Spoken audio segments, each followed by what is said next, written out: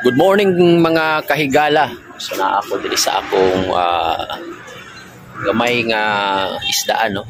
Muna akong pastime or mga akong hobby mga kahigala no. So mahilig ko sa mga ornamental fish. So yan mga kahigala, yan po yung muna akong goldfish tank. Yan. So sa una mga kahigala, yan. Tulaghan ni sila na ining na diri nga side pero wala na ako nagigamit no, pwede na maatiman. Then muna akong gibilin na lang no. Yan. So, muna sa kay gala. Muna na nabilin sa akong mga goldfish. Mga akong gibuhi. Okay. Then diri mga kay gala, mao ni akong sa una mga koi ni siya. So, mga koi pand na ko ni. Pero ako nang gibaligya ang koi kay dili na nako